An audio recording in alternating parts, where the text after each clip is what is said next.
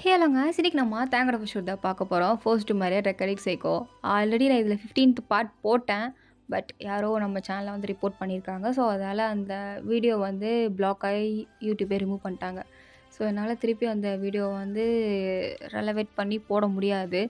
ஏன்னா, already copyright claim குடுத்துட்டாங்க. அது மட்டும் இல்லாம வீடியோவ அவங்களே ரிமூவ் பண்ணிட்டாங்க. ஸோ, அது ரொம்ப சிக்கல்ல போய் முடிஞ்சிருங்கிறதுனால, நான் அந்த 15த் பார்ட்ட வந்து பாதி பேர் பார்த்துருப்பீங்க, பாதி பேர் பார்க்காம இருந்திருப்பீங்க. அதுக்குள்ள அவங்க பிளாக் பண்ணிட்டாங்க. ஸோ, அதனால அதில என்ன சொன்னேன் அப்படிங்கிறத ஷார்ட்டா இதில சொல்லிடுறேன். ஓகேவா? ஸோ, இப்போ நம்ம பார்க்குறது வந்து 15த் பார்ட். ஸோ, இந்த 15த் பார்ட்ல என்ன நடந்திருக்கும்னா, வாயினும் தேங் வந்து இதில இன்டிமேட்டா இருந்திருப்பாங்க. ஸோ, அப்போல்லாம் முடிஞ்சதுக்கப்புறம் மறுநாள் காலையில தேங் வந்து ஆஃபீஸ் கிளம்பி போயிருப்பான். அதுவும் அவங்க அம்மாகிட்ட, "அம்மா அவளலாம் எழுப்பிறாத என்ன ரொம்ப டயர்டா புள்ள தூங்கிட்டு இருக்கா. ஸோ, அதனால நீ எழுப்பிறாத. எனக்கு கொஞ்சம் வேலை இருக்கு. அது மட்டும் இல்லாம 11:30க்கு அப்பா மீட்டிங் வேறு சொல்லியிருக்காரு. நான் ஒரு கம்ப்ளைண்ட் வேறு குடுக்கணும் அப்படின்னு சொல்லிட்டு போயிருப்பான். அவங்க அம்மா என்ன கம்ப்ளைண்ட்டான்னு கேட்கும்போது அவன் சொல்லாம போயிருந்திருப்பான். ஸோ, அவன் மீட்டிங்கும் அட்டெண்ட் பண்ண அங்கேருந்து போயிருந்திருப்பான். அதுக்கப்புறம் இன்னும் கொஞ்சம் லேட்டா தூங்கி எந்திரிச்சு வந்திருப்பா. அத்தை தான், "ஆ என் பையனுக்கு என் மேலே கூட அக்கறை இல்ல. ஆனா உன் மேல ரொம்ப இருக்குமா" அப்படின்ட்டு அவளுக்கு ஜூஸ்லாம் போட்டு குடுத்துருப்பாங்க. அது மட்டும் இல்லாம நெறைய விதவிதமா சமைச்சு வச்சிருப்பாங்க. அவங்க நெனச்ச மாரி அவ 12 மணிக்கு எந்திரிச்சிருவான்னு நெனச்சிருப்பாங்க. ஆனா வான் கரெக்ட்டா 1 மணிக்கு எந்திரிச்சு வச்சது வேற சொல்லி சிரிச்சுட்டு இருந்திருப்பாங்க. வானுமே ஐயோ! இது வேறையா? அப்படின்ற மாரி ஒரு மாரி எம்பாரஸிங்கா உட்காந்துருப்பா. ஸோ, அதோட இந்த 15த் பார்ட் வந்து கம்ப்ளீட் ஆயிருந்திருக்கும். நான் இத கொஞ்சம் ஷார்ட்டா தான் சொல்றேன். பட் அதில கொஞ்சம் டீட்டெயிலா சொல்லியிருப்பேன். ஆனா என்ன, கொஞ்சம் கன்டென்ட் வேற மாரி இருக்குன்னு பிளாக் பண்ணியிருப்பாங்க. ஓகேவா? ஸோ, இப்போ ஸ்டார்ட் பண்ண போறது வந்து 16த் part. So, let's continue to the part 16. So, இந்த படத்தோட ஸ்டார்ட்டிங் சீன்ல தேங் அப்போ வீட்டுக்கு வரான். வான் வந்து வீட்ல அப்படியே அத்தை கூடயும், லியா கூடயும் சிரிச்சு பேசிட்டு இருக்கா. அப்போ தேங் வந்து எல்லாரும் முன்னாடி டேபிள்ல ஒரு லெட்டர வந்து நீட்டுறான். "என்னடா லெட்டர்?" அப்படின்னு சொல்லிட்டு அவங்க அம்மா தான் ஃபர்ஸ்ட்டு வாங்கி பார்க்குறாங்க. பார்த்து ஒரு மாரி ஷாக் ஆயிட்டாங்க. தேங்க புடிச்சு, "டேய் உனக்கு கொஞ்சமா அறிவு இருக்கா இல்லையா? நீ என்ன பண்ணிட்டு இருக்க? உன் தங்கச்சியோட புருஷன் மேல கேஸ் போட்டு வந்திருக்க. அவங்க ஃபேமிலில கேஸ் போட்டிருக்க. ஏன்டா இப்படி பண்ண?" "அம்மா, அவங்க வாயனுக்கு எவ்வளோ பண்ணியிருக்காங்க தெரியுமா?" "என்னடா நீ பைத்தியமா? வாயனுக்கு என்ன பண்ணாங்க?" "நீ ஏன் ஏன் தேங்க இந்த மாரிலாம் பைத்தியம் மாரி பண்ணியிருக்க?" "இங்க பாருங்கம்மா, வான் அவங்க சின்ன வயசுலேருந்து என்ன கொடுமை பண்ணியிருக்காங்க தெரியுமா?" அப்படின்ட்டு. வானுக்கு சின்ன வயசுலேருந்து இவங்க பண்ண கொடுமை, அவங்க அம்மா அப்பா இறந்து போனதும் அவங்க அத்தையால தான். ஏன்னா அவங்க அத்தை தான் இந்த ஆக்சிடென்ட்டே பிளான் பண்ணியிருப்பாங்க சொத்துக்காண்டி. ஸோ, சொத்துக்காண்டி இதெல்லாம் பண்ணியிருக்காங்க. அது மட்டும் இல்லாமல் வானோட சொத்தை வந்து இவங்க ஆட்டைய போட்டது. ஸோ, எல்லாத்தையுமே டீட்டெயிலாக தேங்க்ஸ் சொல்லும்போது அவங்க அம்மாவுக்குமே ஒரு மாரி தலையில இடி விழுந்த மாரி இருக்குது. இந்த மாரி ஒரு இடத்துல போய் பொண்ணை கல்யாணம் பண்ணி கொடுத்துட்டோமே அப்படின்னு தான் அவங்களுக்கு கில்ட்டி ஆகுது. எனக்கு ரொம்ப ஷாக்கிங்கா இருக்கு. இதெல்லாம் எப்புட்றா இவனுக்கு தெரியும்? அப்படின்ற மாரி பார்த்துட்டு இருக்கா. லியாக்கு இது ஆல்ரெடி தெரியும்ல. ஸோ, அதனால அவ பாட்டுக்கு அசால்ட்டா தான் உட்காந்துருக்கா. வாயின்னு உடனே தேங்கிட்ட வந்து, "இதெல்லாம் உங்களுக்கு எப்படிங்க தெரியும்?" "உன்னை பத்தி எனக்கு எல்லாமே தெரியும்டி. நீ சொன்னாலும் சொல்லிட்டாலும் ஐ நோ எவ்ரிதிங். ஆனா தேவ் இந்த கம்ப்ளைண்ட்லாம் வேணாம். ஏன்னா அங்கே தானே ஜியா இருக்கா. ஸோ, என்னால் ஜியோட லைஃபுக்கு எந்த ஒரு டிஃபிகல்ட்டி வேணாம். நான் இப்படியே இருந்துக்கிறேன். அதான் எனக்காக நீங்கள் இருக்கீங்கள்ல. வேறு என்ன வேணும் எனக்கு? அந்த சொத்தெல்லாம் இப்போ கிடச்சி நான் அதை வச்சு என்ன பண்ணுறது? அதில் ஒரு யூஸும் இல்லை தேவ். எனக்கு அது வேணாம்." "ஏய் என்ன பைத்தியமாடி நீ? அது உனக்கு சேர வேண்டியதுடி. உன் அம்மா அப்பா கஷ்டப்பட்டு சம்பாரிச்சது. அதுவும் உனக்காண்டி. அது உன்கிட்ட தான் இருக்கணும். அவங்கக்கிட்ட இருக்குதுல்ல, நியாயமே இல்லை. அது அநியாயம் மாதிரி." "அண்ணா தேவங்க அதை வச்சு நான் என்ன பண்ண போகிறேன்? அந்த சொத்து, அந்த காசு, அதை வச்சு நான் என்ன பண்ணுறது? அதை எப்படி தக்க வச்சுக்கணும்னு கூட எனக்கு தெரியாது. ஆனால் அவங்க ஏதோ ஒரு முறையில் வச்சுருக்காங்களே, அதுவே போதும். இத்தனை வருஷம் என்னை வளர்த்தாங்கல்ல, உன்னை வளர்த்தாங்க. விடுங்க, ஏதோ பண்ணாங்க. உங்களுக்கு என்ன கொடுத்துருக்காங்கல்ல, ஸோ அதுக்காண்டி நான் கொடுக்குற ஒரு வேலையாக இருக்கட்டும். ஏன்னா எனக்கு கிடைச்சது வைரம். அது நீங்கள் தான் தேவை. நீங்கள் எனக்கு ஒரு வைரக்கல் மாதிரி, ஒரு பொக்கிஷம் மாதிரி. இவ்வளோ பெரிய பொக்கிஷம் என் கூட இருக்கும்போது அதெல்லாம், இந்த சொத்து, இந்த காசெல்லாம் ஒன்றுமே இல்லை அப்படின்றா.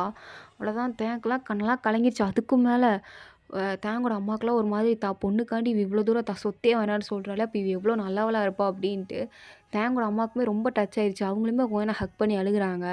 தேங்க்லாம் ஒரு செகண்ட், யார்ரி நீ அப்படின்னு தான் இருக்குது. அவனால் சத்தியமாக அவள் சொன்ன வார்த்தை வந்து ஒரு மாதிரி காதுக்குள்ளே யாரோ ஏதோ சொல்கிற மாதிரி இருக்குது. அவனுக்கு சுத்தமாக புரியலை. இவ இவ்வளோ நல்லவளா, தன்னை இவ்வளோ இவ ஒரு மாதிரி நேசிக்கிறா, தன்னை இவ்வளோ உயர்வாக நினைக்கிறாளே அப்படின்னு நினைக்கும்போது அவனுக்கு உடம்புலாம் அப்படியே புல்லரிச்சு போகுது. லியாக்குமே ஸ்டில் ஒரு மாதிரி அழுக வந்துடுச்சு. ஏன்னா அவங்க சொத்தே வேண்டான்னு சொல்கிறா. அதுவும் அவங்க அம்மா அப்பா கஷ்டப்பட்டு சம்பாரிச்சதே தேங்காண்டி வேண்டான்னு சொல்கிறா. நீங்கள் மட்டும் இருந்தால் போதும்னு சொல்கிறா. அப்போனா இவ எவ்வளோ பெரிய மனசு இவளுக்கு இருக்கும் அப்படின்ட்டு எல்லாரும் ஒரு மாதிரி வியப்பாக தான் பார்த்துட்டு இருக்காங்க. அப்போன்னு பார்த்து கரெக்டாக தேங்கோட அப்பா வந்திருப்பாரு. ஸோ இதை கேட்டதும் அவருக்கும் தன் மருமகளை நினச்சி ரொம்ப பெருமையாக இருக்குது. அவரே சொல்கிறாரு, அம்மாடி வாயன், உன்ன மாதிரி ஒரு பொண்ணை நான் உலகத்தில் பார்த்ததே இல்லை. என் பையன், நானே சொல்கிறேன், இவன் ஒரு சரியான புறம்போக்கு. அது மட்டும் இல்லாமல் இவனை ஏமாற்றி தான் உனக்கு கல்யாணம் பண்ணி வச்சோம். இவன் ஒரு சரியான போதை கைமா. அதால் இவன் 2 பொண்ணுங்களை கூட கொண்டிருக்கான். இவனை மாதிரி ஒரு கேவலமான மனுஷனை கூட நான் பார்த்தது இல்லைன்னு நிறைய வாட்டி புலம்பிருக்கேன். ஆனால் அவனை போய் நீ உன்னோட பொக்கிஷன்னு சொல்கிறே, அவனை இவ்வளோ உயரமாக நினைக்கிற, அவனுக்காண்டி உன் குடும்ப சொத்தே நீ வேண்டான்னு சொல்கிற. அப்போ நீ எந்த அளவுக்கு என் பையனை இது பண்ணியிருக்க? இல்லை மாமா, அவர் அந்த அளவுக்கு என்னை பார்த்துக்கிட்டாரு, எனக்கு தேவையான எல்லாத்தையும் செஞ்சார், எனக்கு அவ்வளோ அன்பு கொடுத்தாரு. அதனால தான் நான் அவர் இப்படி நினைக்கிறேன். நான் இப்படி நினைக்கிறதுக்கு காரணம் வேறு யாரும் இல்லை, அவர் மட்டும்தான் அதுக்கு காரணம். அவர் எனக்கு கொடுத்த பாசம் அதுதான். என்னால் அவர் இல்லாமல் இருக்க முடியாது. எனக்கு அவர் கிடைச்சது தான் பொக்கிஷம். வேறு எதுவும் இல்லை, வேறு எதுவும் எனக்கு வேண்டாம் அப்படின்றா. அவ்வளோதான். தேங்கலாம் வான ஹக் பண்ணி, எப்படி வயன், எப்படி நீ இப்படி இருக்க? நான் உன்னை கஷ்டப்படுத்திருக்கல வயன்.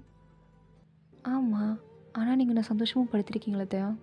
கஷ்டத்தை மட்டும் பார்த்தா வாழ்க்கை நல்லா இருக்காதுல்ல, சந்தோஷத்தையும் பார்க்கணும்ல அப்படின்றா.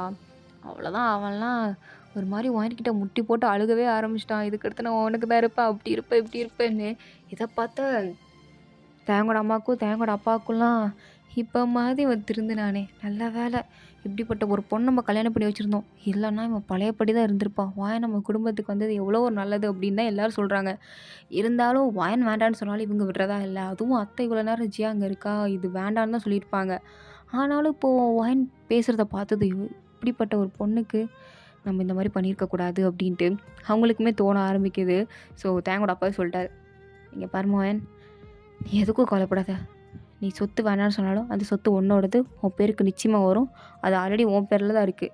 ஸோ நம்ம கேஸ் போட்டு மொத்தமாகவே அதை லீகலாக உன்னோட பேருக்கு மாற்றிடலாம். இல்லை மாமா, அதெல்லாம் வேண்டாம். எதுக்கு அதெல்லாம் மாற்றிட்டு? எனக்கு அதெல்லாம் இன்ட்ரெஸ்ட் இல்லை. அதை வச்சு நான் என்ன பண்ண போகிறேன்? எனக்கு பிஸ்னஸை பற்றி ஒன்றுமே தெரியாது. நீங்கள் வேணால் அதை தேங்க் பேரில் எழுதி வச்சுருக்க அப்படின்றா. தேங்கெல்லாம் பார்க்குறான். என் பேரில் ஆல்ரெடி நிறைய இருக்குடி, நீ வச்சுக்கோடி அப்படின்றான். இருந்தாலும் அவள் எனக்கு எதுக்கு அப்படின்ன மாதிரி தான் அவங்ககிட்ட கேட்டுட்ருக்கா. தேங்க்லாம் ஒரு கட்டத்தில் முடியல, அப்படியே அவளை பிடிச்சி அம்மா அப்பா முன்னாடி அப்படியே கிஸ் பண்ண ஆரம்பிக்கிறவங்க எல்லாம் ஷாக் ஆகிட்டா. அவங்க அம்மா அப்பா அப்படின்னு சொல்லும்போது அவன் பாட்டி கிஸ் பண்ணிகிட்டு இருக்கா. அவங்க அம்மா அப்பாவும் அப்படியே சிரிச்சிட்டே திரும்பிட்டு இருக்காங்க. லியோ ஒரு மாதிரி பார்த்து சிரிச்சிட்டு இருக்க. தேங்க லியோட கண்ணை புத்திட்டு அவன் பாட்டுக்கு மறுபடியும் அந்த கிஸ்ஸை கன்டினியூ பண்ணிக்கிட்டு இருக்கான். வாருமே தேங்க பிடிச்சி தள்ளி விட்டுட்டு, என்ன பண்ணிகிட்டு இருக்கீங்க? கொஞ்சமாக அந்த அறிவு இருக்கா இல்லையா? அம்மா அப்பா இருக்காங்க, அவங்க முன்னாடி போய் இப்படி பண்ணிக்கிட்டு அவங்க என்ன நினைப்பாங்க? என்ன நினச்சி போட்டோம், நீ பொண்டாட்டி, நான் பணம் தாண்டி செய்வேன். தள்ளுங்க தேவன், உங்களை திருத்தவே முடியாது. உங்க பாருங்கள், வேலைக்காரங்களாம் இப்போ சிரிக்கிறாங்க. சிரிக்கட்டும், என்ன இருக்குது இதில்? இதில் என்னடி இருக்குது? ஏன் தான் நீங்கள் இப்படி இருக்கீங்களோ தேவன், உங்களை புரிஞ்சிக்கவே முடியாது அப்படின்னு சொல்லி 2 பேர் சிரிச்சிட்டு இருக்காங்க. அம்மா தான் முடிஞ்சா திரும்பலாமா? திரும்புமா, திரும்ப. அம்மாவன், உன்னை நினச்சா எனக்கு ரொம்பவே பெருமையாக இருக்குது. உன்னை மாதிரி மருமக கிடைக்கிறதுக்கு நான் கொடுத்து வச்சுருக்கணுமா? ஐயோ அத்தை, அப்பெல்லாம் இல்லை அத்தை. எனக்கு நீங்கள் காட்டின பாசம் தான், நீங்கள் எல்லாருமே காட்டின பாசம் தான் என்னை இப்படி மாற்றிடுச்சு. இதுக்கு மெயின் ரீசன் தேங்க மட்டும் கிடையாது, நீங்கள் எல்லாருமே தான். எனக்கு உங்களையும் ரொம்ப பிடிக்கும் அப்படின்ட்டு இருக்கா. நீங்கள் வேணும் இந்த சொத்தை வச்சுக்கோங்க, எனக்கு அது எதுவுமே வேண்டாம். ஆனால் என் அம்மா அப்பா வாழ்ந்த வீடு அது மட்டும் எனக்கு வேணும் அப்படின்னு கேட்குறா. உடனே தேங்க உனக்காண்டி நான் இந்த இமயமலையே கொண்டு வருவேன், வீடு நடி உனக்காண்டி கொண்டு வரண்டி அப்படின்றான். என்ன சிரிச்சிட்டே, நிச்சயமாக கொண்டு வருவேன் தேன், நிச்சயமாக உனக்காண்டி கொண்டு வருவேன். இதை இமயமலையா? அது சும்மா பேச்சுக்கு சொன்னேன். வீடு, அந்த வீடை உனக்காண்டி கொடுக்குறேன், கொடுத்தா போதும் அப்படின்ற மாதிரி தான் பார்த்து சிரிச்சிட்ருக்கா. ஸோ இந்த சமயத்தில் தான் வாயனோட அத்தை இருக்காங்களா, ஸோ அத்தை பொண்ணு அவள் என்ட்ரி ஆகிறா. அத்தை பொண்ணும் நிக்கு ஜியா 3 பேரும் வராங்க. ஸோ எதுக்குன்னா சும்மா அவங்க அம்மா பார்த்துட்டு போக, அதாவது ஜியா அவங்க அம்மா பார்த்துட்டு போக வந்திருக்கா. இவங்க 2 பேரும் சும்மா துணைக்கு வந்திருக்காங்களாம்மா. ஆனால் அந்த நிக்கு வாயனை பார்க்க தான் வந்திருக்கா. அவனோட தங்கச்சி அவள் பேர் என்ன மறந்து போச்சே, சரி ஏதோ ஒரு பேர் வச்சுக்கலாம். ஸோ ஜியான்னு வச்சுக்கலாம். ஸோ ஜியாவும் வந்திருக்கா. ஸோ ஜியாவுக்கு தேங்காய் பார்த்ததும் ஒரு மாதிரி இன்ட்ரெஸ்ட் ஆயிடுச்சு. தேங்காய் பார்த்ததும் அவளுக்கு ஒரு மாதிரி பிடிச்சி போச்சு. அப்படியே தேங்கிட்ட வந்து, நம்ம இதுக்கு முன்னாடி பார்த்தது இல்லைல்ல, அன்றைக்கி மேரேஜில் பார்த்தது தானே அப்படின்ட்டு பேச ஆரம்பிக்கிறான். அவன் கண்டு கூட இல்லை. இவங்க தண்டவாளம் தான் அவனுக்கு தெரியுமே, ஒரு மாதிரி தான் நின்றுட்டுருக்கான். ஸோ அவங்க வரதுக்கு முன்னாடியே சொல்லியிருப்பாங்க, இந்த மாதிரி இதை பற்றி, இந்த கேஸ் போட்டதை பற்றி எதுவுமே நிக்குக்கும் தெரிய வேண்டாம், ஜியாவுக்கும் தெரிய வேண்டாம், ஜியாவுக்கும் தெரிய வேண்டாம் அப்படின்ட்டுருப்பாங்க. ஸோ அதனால தான் எல்லோரும் அமைதியாக ஒரு மாதிரி வெல்கம் பண்ணிகிட்டு இருக்காங்க. உடனே ஜியா வந்து தேங்கோட கையெல்லாம் பிடிச்சிட்டு, எப்படி எங்கள் வாயன் வந்து உங்களை நல்லா பார்த்துக்கிறாளா? நல்லா பார்த்துக்கலாம் சொல்லுங்கள், நான் வேணா உங்களுக்கு வந்து கம்பெனி கொடுக்கவா? ஒன்றும் தேவையில்ல, என் பொண்டாட்டி என்ன ரொம்ப நல்லா பார்த்துக்கிறா, அவளே பார்த்துப்பா, நீ கம்பெனி கொடுத்து ஒன்று கிளிக்க தேவையில்ல. ஏன் ஏன் தேவம், ஏன் இப்படி பேசுகிறீங்க? உங்களுக்கு என்னை பிடிக்கலையா என்ன? உன்னை பிடிக்கணும்னா நீ யார் ஃபஸ்ட்டு? என்ன இப்படி கேட்டுட்டீங்க? நான் வாயனோட வெள்ளக்கையா? என்னது நான் வெள்ளக்கையா? அவளே எனக்கு ஒரு அடிமை மாதிரி தான். என்ன சொன்ன? இப்போ நீ என்ன சொன்ன? திருப்பி சொல்லு. அவன் உனக்கு அடிமையா? நான் திருப்பி சொல்லு அப்படின்னு கேட்டுட்டு இருக்கான். இப்போ தான் ஜியா ஐயோ நம்ம என்ன சொல்லிட்டோம், இவர் கோவப்படுறானே அப்படின்னா பார்த்துட்டு இருக்கும்போது நிற்குதான். ஐயோ தேங்க விடுங்க, அவள் சும்மா விளையாட்டுக்கு சொல்லுவாள். அவங்க 2 பேரும் இப்படி தான். நீங்கள் எதுவும் கண்டுக்காதீங்க, நீங்கள் எவ்வளோ கோவப்படுறீங்க? என் பொண்டாட்டி அவள் ஏதோ சொல்லுவா, நான் அமைதியாக நிற்கணுமா? சிச்சோ, அவள் அந்த மாதிரி மீனிங்லாம் சொல்லியிருக்க மாட்டா. அவள் சொல்லியிருக்க மாட்டா. இதை நம்பணும் நான். இப்போ நான் காதலிக்கிட்ட நான் என்ன லூஸா? ஐயோ விடுங்க ஏன் இதை பெருசாக எடுத்துகிட்டு இருக்கீங்க? ஏதோ சின்ன பொண்ணு தெரியாமல் சொல்லிட்டா, அதை போய் எதுக்கு? விடுங்க விடுங்க, ஏங்க நீ இறி விடுங்க, ஏன் சும்மா கோவப்படுறீங்க? விடுங்க, இப்படி ஓவர் ஆக்டிங்லாம் பண்ணாதீங்க தேவம். யார் நான் ஓவர் ஆக்டிங் பண்ணுறேன்னா? லைட்டாக அப்படி தான் இருக்குது, இந்த மாதிரிலாம் பண்ணாதீங்க.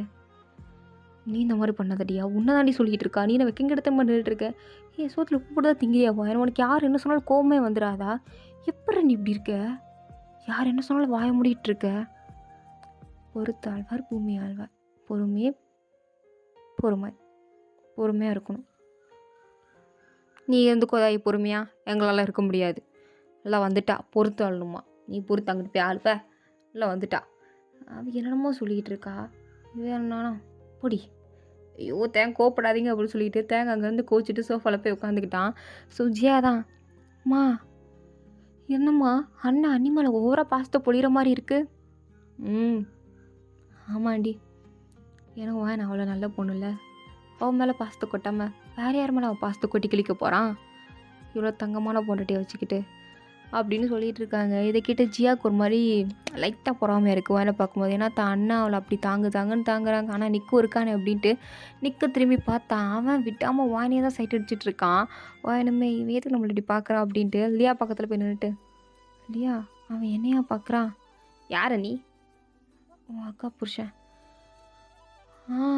ஆமாம் நீ நிற்க என்ன உங்களையே விடாமல் நிற்குமாமா உங்களையே பார்த்துட்ருக்காரு. ஓ உங்கள் மேலே அந்த லூசு பள்ளிக்கு தான் ஒரு கண்ணா? எங்கள் அக்காவுக்கு துரோகம் பண்ணுறானா? ஏய் நீ என்ன இப்படிலாம் பேசிகிட்டு இருக்க? நான் ஒன்று உங்கள் அண்ணன். ஐயோ அண்ணி, நான் உங்களை சொல்ல, எங்கள் அக்காவை சொன்னேன், அண்ணனை சொல்ல. ஒன்றே நீங்கள் வந்துடுவீங்களே, எதுக்கு இப்படி எமோஷனல் ஆகுறீங்க, இதெல்லாம் பண்ணாதீங்க அப்படின்னு சொல்லிகிட்டு இருக்கா. அவளுமே ஓ அப்படியா, ஆனால் ஏன் இவன் இப்படி பார்த்துட்ருக்கா அப்படின்னு தான் எல்லோரும் பார்க்குறாங்க. ஆனால் ஜியாலாம் நேராக போய் தேங்க்கு ஜூஸ் கொடுக்குற மாதிரி, இந்தாங்க தேங்க், சாரி கோவப்படாதீங்க, ஜூஸ் எடுத்துக்கோங்க. ஏய் நீ எதுக்கு ஜூஸ் எடுத்து வர? எனக்கு எடுத்து வந்து கொடுக்குறதுக்கு என் பொண்டாட்டி இருக்கா அப்படின்னு சொல்லிட்டு இருக்கும்போதே வாயினுமே ஸ்ட்ராபெரி மில்க் ஷேக் போட்டு எடுத்துகிட்டு வரா. தேங்க் பார்த்துட்டு, இங்கே பாருமா என் பொண்டாட்டியை பார்த்தில, எனக்கு என்னென்ன பிடிக்கும் பிடிக்காதுன்னு அவளுக்கு தான் தெரியும். ஏன்னா எனக்கு ஆரஞ்சு ஜூஸ்னால் பிடிக்காது, நீ அதை வந்து எனக்கு போட்டுட்டு வந்திருக்க. எனக்கு ஸ்ட்ராபெரி மில்க் ஷேக் தான் பிடிக்கும், அதுவும் என் பொண்டாட்டி கொடுத்தா தான் பிடிக்கும். வேறு எந்த கல்சடியும் கொடுத்தாலே எனக்கு பிடிக்காது, குடிக்கவும் மாட்டேன். எந்தப்பா அப்படின்ட்டு அவளை துரத்தி விட்றா. அவள் ஒரு மாதிரி பார்க்குறா, இவன் என்ன நல்லா இருக்கான்னு, இவன் இவளுக்கு ஓவராக வக்காலத்தை வாங்கிட்டு இருக்கான், இவளுக்கே சப்போர்ட் பண்ணிகிட்டு இருக்கான். நானும் இவளோட குறைச்சலாக இருக்கேன். இவளே ஒரு அழுக்கு முட்டை, எங்களுக்கு அடிமையாக வாழ்ந்தவ இவ இங்கே ராணி மாதிரி இருக்காளே அப்படின்ட்டு அவளுக்கு வகுறு பயங்கரமா எரியுது. ஒரு மாரி நின்னு வாயினே தான் மொறச்சிட்டுருக்கா. வாயினமே இவ எதுக்கு இந்த மொற மொறைக்கிறா அப்படின்ட்டு ஒரு மாரி பார்த்துட்டு தான் நின்னுட்டுருக்கா. தாகமே வாங்கி மில்க் ஷேக் குடிச்சிட்டு இருக்கும்போது, சியா வந்து வாயன பார்த்து, "வாயன் கொஞ்சம் தனியா வரியா? உன்கிட்ட கொஞ்சம் பேசணும்." "ஆ என்ன சியா சொன்ன? உனக்கு காது கேட்காதா? கொஞ்சம் தனியா வா உன்கிட்ட பேசணும்னு சொன்னேன்." "தனியா தானே? இந்த வரேன்" அப்படின்ட்டு வாயனுமே, நீங்க மில்க் ஷேக் குடிங்க. நான் போயிட்டு வரேன் அப்படின்ட்டு போறா. பார்க்குறான். அடே செகண்ட் நம்ம பொண்டாட்டியா கொஞ்சம் கான்ஃபிடென்ட்டா போறாளே! அப்ப சம்பவம் இருக்கு அப்படின்ட்டு அவனும் பின்னாடியே தான் வரான். பட் அவங்க 2 பேருக்கு தெரியாது இவன் பின்னாடி வரான் அப்படிங்கிறது. இவங்க 2 பேரும் கொஞ்சம் ஓரமா தள்ளி நின்னு பேசிட்டு இருக்காங்க. அப்போ அந்த ஜியாக்குலாம் அவ்ளோ கோவம் வருது. "என்ன வயன்? ஆளே மாறிட்ட? ஏன்னா திமிரு அதிகமாயிருச்சா?" "இல்லையே! அப்படி எதுவும் எனக்கு அதிகமாகலையே!" அப்படின்ட்டு வயன் திமிரா பேசுறா. ஸோ இதோட இந்த பாட்டு வந்து கம்ப்ளீட் ஆகுது. தேங்க் ஃபார் வாட்சிங் மை வீடியோ. பிடிச்சிருந்தா லைக் பண்ணுங்க. ப்ளீஸ் மறந்துடாம சப்ஸ்கிரைப் பண்ணுங்க. Okay. What tata. C you later.